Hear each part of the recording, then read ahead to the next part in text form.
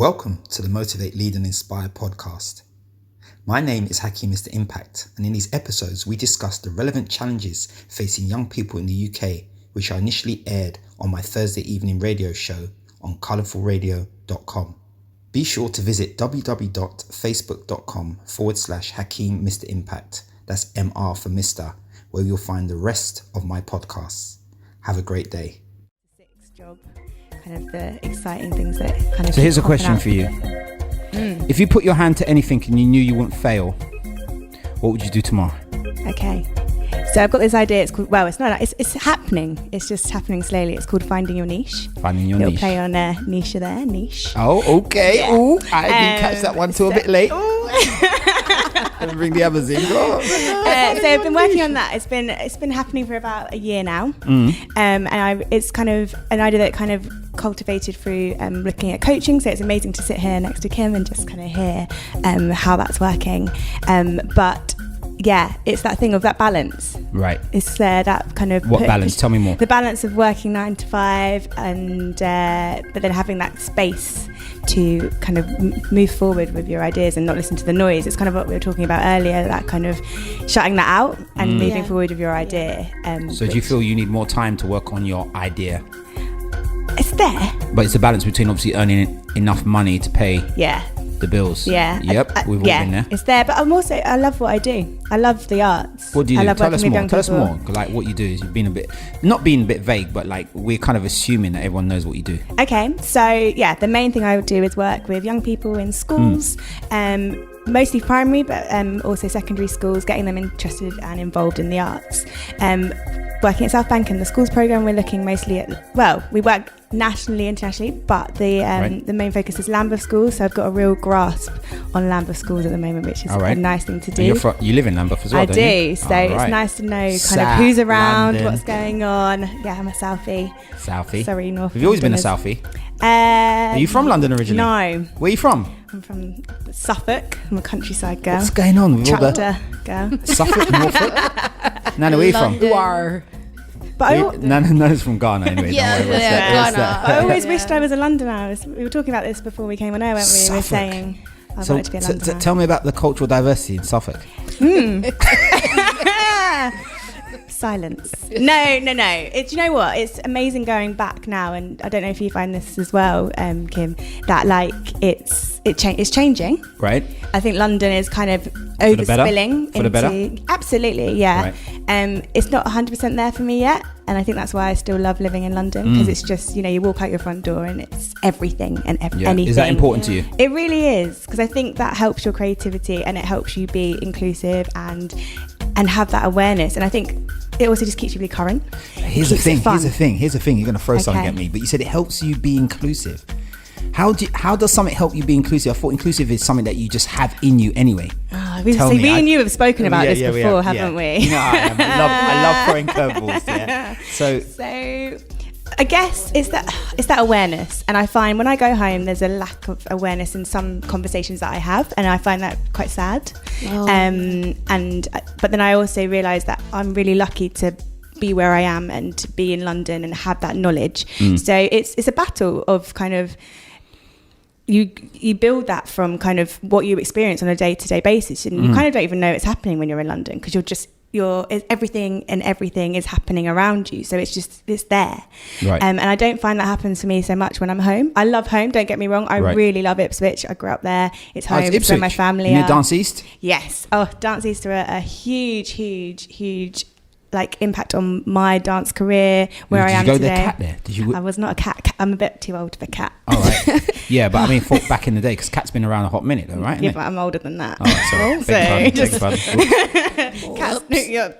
Yeah. So, but the cat program there is amazing. A really massive shout out for Dance East, because I love what they're doing there, and their spaces are amazing. What they have there is incredible. Anyone who's listening, CAT stands for Centre for Advanced Training. So that's a training system that's around the country. It's in lots of different places here in London. It's in Dance East. There's one in Swindon, Bristol. Yeah, pretty much up and down the country, which is amazing. Yep. So it allows young people to get involved.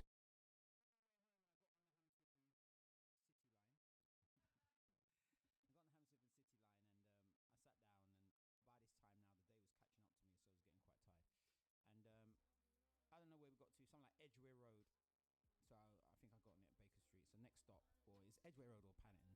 Doors open, 5 young boys jumped on the train. Okay, and you could tell straight away they were rowdy, and they were fighting for 2 chairs, and there was like 4 of them. Oh. And I was sitting in the 3rd chair, so to speak. So I could see, you know, dancers, you know, your spatial awareness. You could just see it all happening. And one of the boys got really close to me. He was about to fall on me, and I kind of went, "Hey, what's going on?" So they kind of scampered, but 2 of them sat next to me. And so 2 sat next to me, and then there was another 2 a bit further down, and there was 1 across. So they were just like noisy, and it was just like, oh gosh.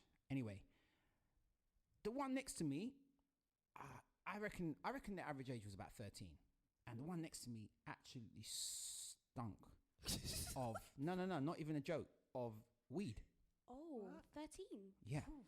Wow. To make matters worse, he was ramping with his friend, and his friend kept pushing him, and in the end, his friend pushed him really hard, and he kind of half fell into my seat and knocked me.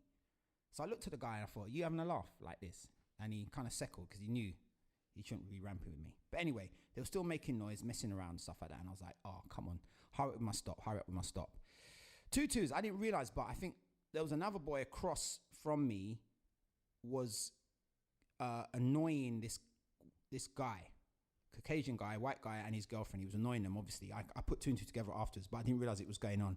Anyway, we pulled in, we got to Ladbroke Grove, and the white guy and his girlfriend, they got off the train, and just as the doors were shutting, this boy across, he got up. I don't know what he had in his hand, but he proceeded to lob an object. I think it was a coin. Yeah, it hit the girl on the side of her face, just missed her eye. As she's going through the entrance, she's off the train, clear off the platform, about to go downstairs. It hits her on the eye. She's in shock. Then the boyfriend clocks. He starts to run back to the train, but the door's shut. Oh. And the boy's there, the little black boy, like 13, is like laughing, pointing at him, laughing. And I'm sitting there, and I'm like, you know that split second where you're like, what has just happened? Yeah. So I jumped up. I was like, what? Are you mad? Like this. I literally lost it like this. Because I saw the girl, like, and he sat down, he looked at me like, yeah, what's this guy on? And I looked at all 5 of them, and I said, this is why, and I was talking about black people here now. I said, this is why we get a bad name, because you guys do all this crazy stuff, yeah, and leave, and innocent people walking down the street and they're getting hooked for no reason because you guys. I said, you're not even 13, and they're laughing. So then I went to the guy who threw the coin. I said, have you seen when they see us? And he just went quiet. And I said, if you've seen that and you're still carrying on the same way, it don't make no sense. This time now I was just like, not delirious, but I was like so angry. And then I sat down on the seat opposite them, and I was just looking at them. I was so angry. I just wanted to just pick all 5 of them up and dash them off the train. And what was going through my mind was, how the hell can young people get to this state? Because they're sitting there, they're laughing, and then while I was talking to one of them, I was saying, you can't do this. This other young white boy, he must have been 11. You know when they cut around you and they start talking over you, like what you're saying is irrelevant. So I turned around to him, man. I know I'm live on the radio. And I wanted to kind of like relate that story to London and the rest of the UK, but I also wanted to just see your views on it, especially you, Nana, 15, a couple of years older than them. I mean, what is going on? What's going on in the streets? I think young people, as a young person myself, people misbehave for different reasons. Some people for attention, some people for like to fit in. There's a particular word I'm looking for, but I can't find it right now. Somewhere bobbling at the back of my mind. But and some people do it because of what happens like in their background life. So I feel like some young individuals especially, develop this 2-sided split personality where maybe when they go at home, they're not as out of control. But when they do come outside, it's like they become something else. And maybe it's for their own self-entertainment. Maybe it's for, accolades or whatever from their friends. But I don't think it's the right way to go. There are not as many opportunities for young people. There are, but I don't think they're looking for them in the right places. and it's not being promoted to them to make a positive change to themselves. But what about their parents? Do you think, I mean, I don't know. I don't really want to get into trouble on the radio or anything like that, but I got an 11-year-old daughter. There's no way she can behave like that. There's absolutely no way. Yeah. So I don't know if there's something about responsibility, and I don't want to rub parents the wrong way, because I know parents got all different challenges and there's lots of different things to contend with and stuff like that. But I don't know what Kim thinks about the parental side of things. I think there's a couple of kind of avenues you can go down. Firstly, what Nana was saying about this idea of there not being anywhere for them to direct that energy. So this idea that all of the youth centres and youth and community centres are shutting down, all of these programs for young people are closing, you know, they're being stripped of their funding. They have to entertain themselves. So, you know, I think there's also this idea that, you know, young people don't view authority in the way that we did in our generation. Yeah, tell me. So there's no way we'd misbehave and it wasn't even just about our parents. It was about just being in present of adults. Of an adult. Right. Yeah. If an adult told you, boy, yeah, because you didn't know if they didn't know your parents or not. Exactly. You were like, if they told my mum, I'm done. You know? I forgot to tell you, by the way, at the end, the last thing I said before they got off was, I said, how do you know I'm not playing close police? Right, exactly. And they just went quiet, and they actually got off a little bit like shifty, looking over their shoulder. I thought, I'm gonna prang them out a little bit. With even a little that, bit of, with cross, yeah, like psychology, reverse psychology. I was like, and he was looking at me like, oh gosh, he might be, you know what I mean? I thought, yeah, see, I get but you now. Even with that, I feel like even if you were a police officer in full uniform, I don't feel like the police have the control, I guess, in a sense, the way that Why they is have. that? Yeah. Well, part of it's their own fault. Definitely. I But this agree is a with big that. debate we can go into, okay. you know, part of it's the brand Right. of the Met now, you know, so Yeah. young people do not respect, you know, the police and our judicial system in that way because they've made a lot of mistakes, Right. I think. But that's a whole nother show, right?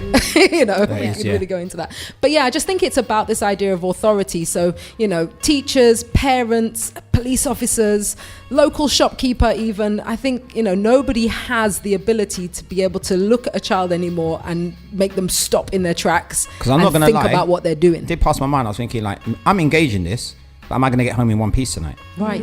It passed my mind about 3 or 4 times. I was thinking, like, okay, they're just little whippersnappers. They're only like 11, 12, 13. If they chat. But at the same time, I was thinking, in this day and age, you don't know what they're carrying. You don't know who they know. You don't know who's following you after you get off the train if you speak to them in a certain way. And it's crazy, but that's the society we're kind of in right now. And I don't have any solution whatsoever. I have no idea where to begin fixing it. But this is where we are. is that why you're in Norfolk? That's partially why I'm in Seriously? Norfolk. No, seriously. See, I don't blame you. See, where we live, it's always, I joke about this, but when I lived in East London, so I pretty much grew up in East London, I became immune to the noise of sirens. Right. Seeing police officers arresting Right. people, you know, seeing young lads hanging around and girls as well in gangs and, you know, that sort of thing. Just didn't even think about it. Right. I come to Norfolk, I probably hear a police siren once a year. Wow. And that's because a tractor has crashed on the A10. Right. You know, it's like, it's ridiculous, the difference. And now when I come back to London, I'm hypersensitive to Yeah, it. you I hear see it, it everywhere. right, I hear right. it. I'm really shaken by it. It's Wow. really strange. But I'll be honest, I'm really grateful that I can raise my son in a place like Norfolk. Niche. There's so much in your story. I'm really glad you shared it. I think for me, it's about role models. Yeah. And I think kind of from what you're saying, there's a lot, they need some more role models. I'd like them, but it's finding the right role models. But here's the thing. I'm going to let you continue because I know I've cut you. But here's the thing. This is what frustrates me. You've all said the same thing. It's not rocket science for us to invest in the youth centres, in role models, in mentors. It's not rocket science. Everyone says it. We're not the first radio station, or we're not the first conversation to talk about this. Why is there not? I mean, the mayor's office are doing their thing, Young Londoners Fund, and there's, you know, Sadiq's doing his bits and pieces. But why is there this almost like this conspiracy to close down the youth centres and not invest in them? Why is it almost like this conspiracy not to invest into role models, but yet they're the first time, like it's almost like they're taking pride in front page, another 5 stabbings in London. Do you know what I'm saying? Yeah. Like, for me, there's something broken there because I don't feel that there's full what's the word? Cooperation. Everyone wants to work together. I think there's some people actually like, you know what? I don't really care if they kind of kill themselves off, to be honest. That's kind of what I feel. Yeah. Sorry, I did cut you. No. It's all linked. I think there's the thing with like they just want to show the bad bits or like highlight bits, the bits that are going to really catch something, but they're not really showing the good stories or, you know, the stories that the longer stories. They want that snippet. They want it now. It's what's happening, but actually, there's so much more behind that. And I think coming back to the role models thing.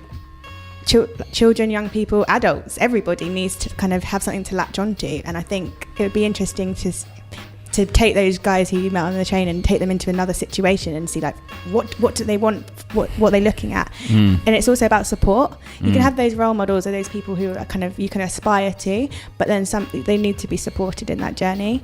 And at some point, unfortunately, they've lost that support or that kind of that drive to kind of push forward. And I think that's a real shame. The story was sad. It makes me angry. There's a lot in that story. I had to use every like ounce of my skill because on one hand I didn't want it to be like extreme, like I'm gonna knock you guys out. I didn't want it to be like that, like okay, now it's me against you guys. But I had to show that there was enough annoyance in me that they sit up and listen to me. But I also had to use my skills of like, how am I going to talk street so that they can relate to me? Because as soon as they don't relate to you, if I was like, oh, okay, how you doing? Actually, you did a bad thing today. Like, boom, they switch off. Like, you have to be like, yo, bruv, what's going on? But you have to be like, yo, bruv, what is going on? Rather than, yo, bruv, what's going on kind of thing. Yeah, it's the tones. And I was using every skill to try and engage them, to try and teach them, to try and give them some hope. Like, it was tough. I was drained when I got off the train because I was going through so many different emotions because half of my body was just like, you know what, I just want to, I don't even want to say what I wanted to do. And the other, then I wanted to try and show them that if they're taking that girl's eye out, that's juvenile prison. Do you know what I mean? There's so many, wow, it was a lot. I feel like the consequences at the moment especially when you're 13 years old, you're not thinking that far ahead, are you? And I also feel like it's kind of us as a society. I think everybody is almost equally to blame because this thing you were saying about the idea that in the front page of the newspaper there's another 5 stabbings. Yes. We're buying those newspapers. That's right. That's why those stories are making the headlines. Well, but I know what you're saying. Yeah, those stories are making headlines because that's what people want to read. So it's almost self-perpetuating. So you feel like as a young person maybe that you, in order to be cool and to be somebody, you almost have to be infamous to get on the front page, to be able to show that you have worth or that, you are important. And a lot of it I feel like it's about young people not realizing what they're worth and how important they really are. Definitely. And this is being taken away from them, stripped away from them. And like I said, when I started dancing and attending youth centers, that was really drummed into me. But I don't know where young people go for that now. Nowhere to go. But to be fair, they don't need to go anywhere because they've got their phones now. But they've got phones, yeah. Yeah, before you didn't have phones. You had to go meet someone to stay sane. Yeah. But anyway, that was quite a negative story. Can we put some glitter on the next story? I like that. And introduce your track, Nana, for this week. Tell us about this track. So this track, some of you listeners might recognize it from season 2 on my Blocks trailer.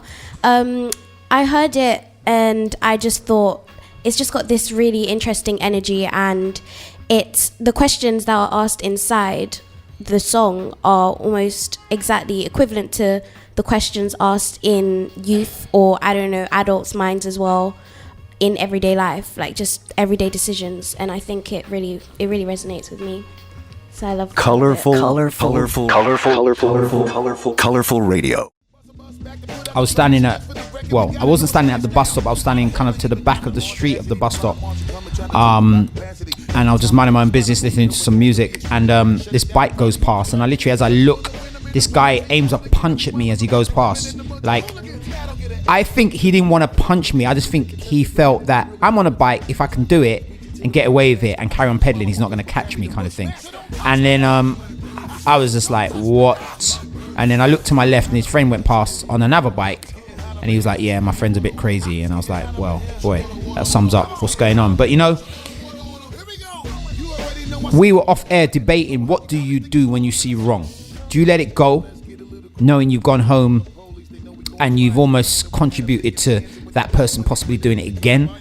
Or do you get involved? But if you get involved, do you risk do you risk losing your life? Do you risk being injured, do you risk not getting to your front door? What's your thoughts on that, ladies?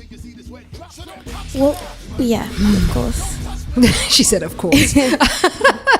It's really difficult.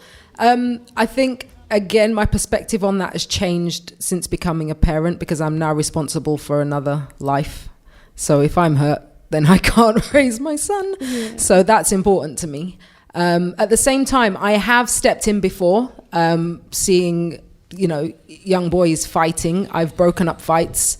I've broken up fights in school playgrounds. I've broken up fights all over the place. I was explaining to these guys off air as well, that for a little while I did some taekwondo. And that's been really, really helpful in kind of boosting my confidence, being able to get in the middle of a brawl and to pull it apart a little bit. So I don't feel necessarily that fear of being hit. I'm not afraid of being hit.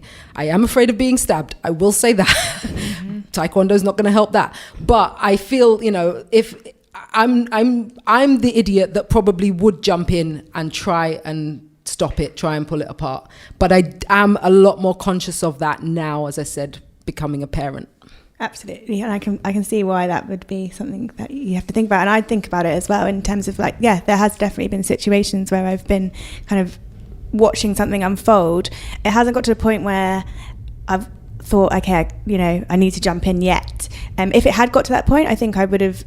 Again, I don't think I'd jump in, and unfortunately, I think there's something about finding the right space. But I think it's okay, is there someone around to support in this situation? Obviously, I don't know what that situation is at the moment, but I'd like to think that there was another way. But sometimes it's just the heat of the moment. It is, and that's, you know what I mean. If you saw, for instance, I don't know, I don't not putting scenarios, but if you saw a young girl being outnumbered, being hit by maybe 3 guys or something like that, you're just gonna go, okay, well, I don't think I'd walk away from. I'd like to think I wouldn't walk away. That's what I mean. But so there's so many other possibilities that could be happening around what time of day it is, that sort of thing. Where am I? What have I got on me? That sort of thing. In terms of when I come from work, can I run from this situation if I go get her? There's so many things, and I think you don't know until you're in that moment, and it is your gut and it's your instinct, and it's that fight or flight kind of thing, isn't it?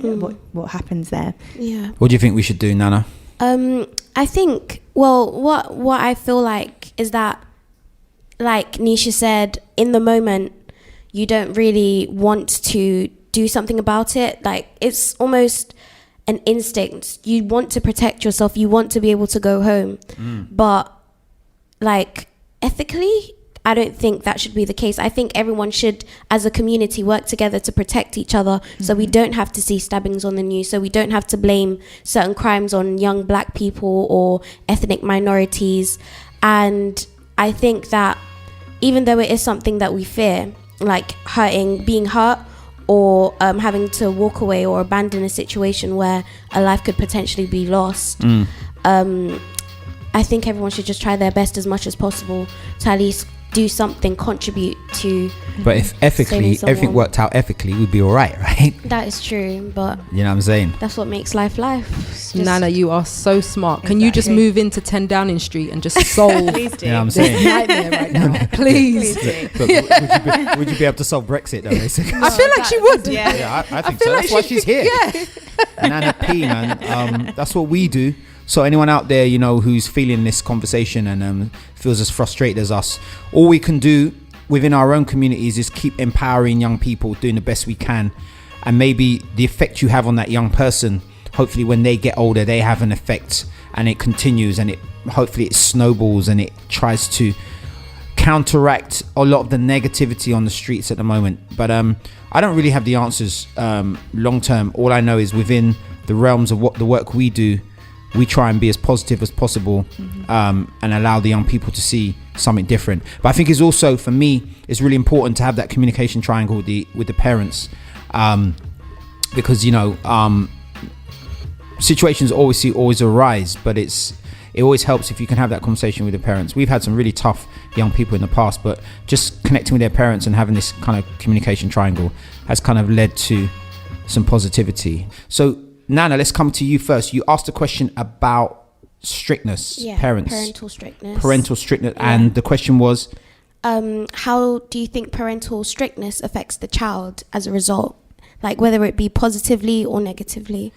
And my response really quickly to that is, I think I think a parent needs to have the balance, because I think if it's too free, that could be a negative. If it's too strict, that can be a negative. I mean, me as a parent, I'm always checking myself all the time with my daughter Naomi, like, because I'm quite, you know me already, I'll just like tell you how it is, but I try and always balance it with freeness as well. And I think I'm doing okay in terms of she don't live in fear, but she knows what line she can cross and what she can't cross. I guess, which is the ideal everyone is kind of like looking for, right? Definitely. But I think it's funny because the way I was brought up, it was a very strict environment.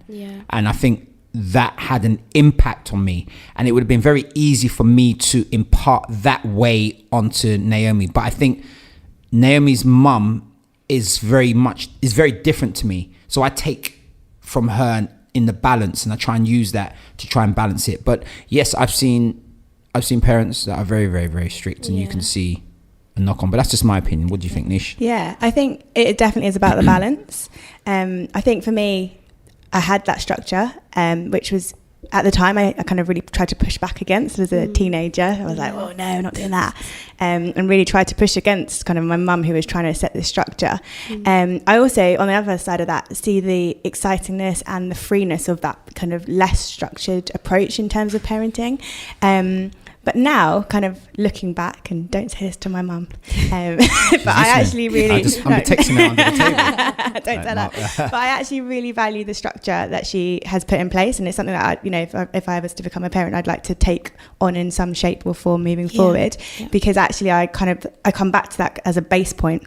So when things are a bit crazy, it's like, okay, let me go back to the structure. I know this routine, and I'm a massive fan of routine, especially I feel like for me, I see a lot in young people that don't have any routine. Yes. And I think that's so important. Yes. And so that's my go-to. If everything's a bit crazy, a bit it's like, let me go back to number one, let me go to baseline and just add again. And I'd like to see that more in young people. I think that's something that needs to come back. Kim, strictness, parent? I think it's really, boundaries, routines are important. I think, just putting those in place, that's what matters. I think being strict as a parent, so my dad specifically was exceptionally strict. I feel like for no reason whatsoever, it was almost like a power trip, and that potentially could have sent me the other way. It didn't, but I could see how it could affect other young people if their parents were so strict that they were just imparting this fear in them, just embedding this fear in them, that they get to an age 13, 14, 15 where they're starting to get taller, they're starting to get bigger, they realize that now their voice is deeper than dad's, that now they're going to kick off, right? So I think actually the balance is so important. The boundaries, the rules, yes, but also being able to explain why those things are in place. The why is so important. Is definitely important, rather than my dad, who would just say, do it, don't ask questions. That's it. That's the reason why. And you're trying to work out yourself, and you're not even at a mature level to work it out. Exactly. Right. Whereas I try and have conversations with my son. If he says to me, I want to do this, and I say, well, you can't do this, but this is why I'm saying no. Or if he does something and I have to tell him, I try not to yell at him. In fact, I don't yell at him unless he does something that puts himself in danger, in which case I will yell. Right. But other than that, I'll always talk to him. And I found that to be really, quite effective. I've seen other parents scream and yell at their kids and nothing happens. The kid just continues because they almost become, immune to it. Whereas if I look Kian dead in the eye and I say to him, I'm really disappointed. He's done. Yeah. He's done. That's the line. And that's my secret weapon. Yep. I'm hoping it lasts. I have no idea if it will.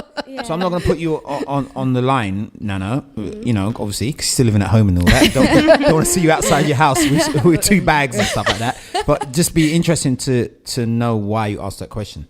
Yes, because most of my friends that I know have strict parents also have this, I feel like with families, it's kind of, I'm not even just saying this because I have science exams, but it's kind of like fission, the process of fission. It's like an unstable nucleus that separates into 2 constituent parts, right? It's all over. All right. Yes. And with that, we're going to take it to the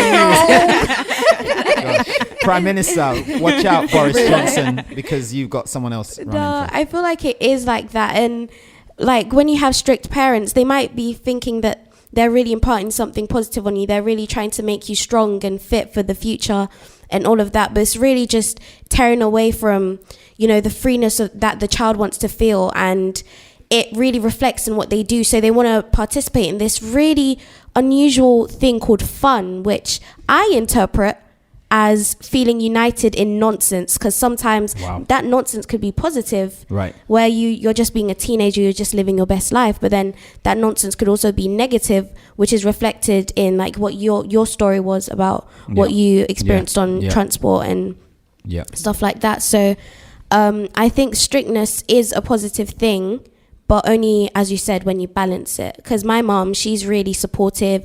She knows, she's set the boundaries for me. Like, Mommy. Hi, Mommy. Are you listening, Mommy? Yes. Yeah, she's really... I'm going to have to be strict now because we have to go to that break, that news break, and we have to say goodbye to our Norfolk chick. Yeah. Because there's only one train. One train. Get on that train, otherwise. I know.